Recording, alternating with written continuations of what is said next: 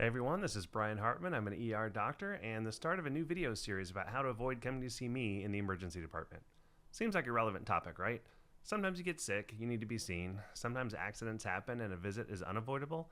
But sometimes, well, maybe we could have identified the risk ahead of time and altered our behavior to prevent an injury or an illness. And that's what this video series is all about. Now, all of these videos are going to be based on patients I've actually seen or heard about from a colleague. Of course, we'll follow HIPAA, even though that law absolutely needs to be repealed and replaced, along with EMTALA, but that's a topic for another video, or 5 videos, or 10. We'll see. So today, we're going to talk about the giant metal spike that some people use to store paper. Now, it's got a little stand and a sharp spike sticking straight up into the air. Take a look here. So when you're done with a scrap of paper, like an order at a restaurant or a transaction receipt at a business, you're supposed to stick it on there. Yes, your employer wants you to take a flimsy piece of paper that you have to grip it tightly and then smash it onto the spike using your hand while you're doing 5 other things.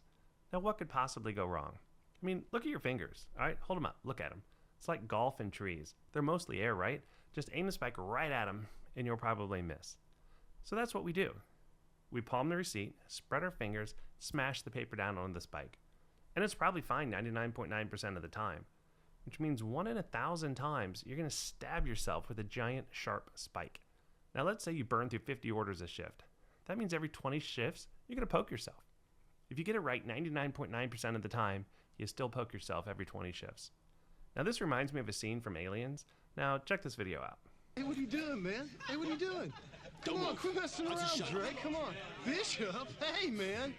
Do it, Bishop. Hey, See, not this me, is not man. what's going to happen. Your boss is not going to have his hand there with you when he does this. Trust me.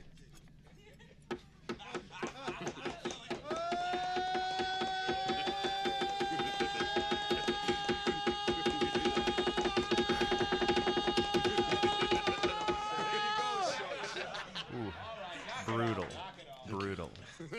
Okay, so it's basically a time lapse of your shift as you stab paper after paper after paper onto the spike. Except unlike in this video, your employer's hand's nowhere to be found. I recently saw a patient who stabbed herself with one at work, literally 2 days after Jack Reacher shoved a guy's head onto one. I mean, squish. I saw it sitting on the desk and told my wife he's going to kill that guy with that spike, and then 5 seconds later, it happens. So if you're an employer, get rid of the spike. Why would you risk significant injury simply to keep a piece of paper in a stack? A lot of restaurants still use these. And I asked my patient, how does your boss want the knives stored? Right? Here's my knife, Dull Strong. Very nice knives. Do you store it upright on the counter with the blade facing out? She said, no, they're magnetized and on the wall. Right? Out of the way. It would be silly to keep a blade up where someone could get hurt. That's what the spikes are for. Right? It's so stupid when you say it out loud. But what if you slipped on the wet tile floor in the kitchen and landed on the spike? Right into your eye, your brain, right through your arm, chest, back, lung. I mean, how do you defend the practice of having this vertical sharp spike system where your employees work? You can't. It's laziness and it's a failure to recognize the danger, and it needs to end. Now, I've worked in several places that use these, and even back in high school, I was nervous about it. I mean, I'm an idiot college student. I'm like, this just doesn't feel right. Now it's time to put these dangerous objects away for good.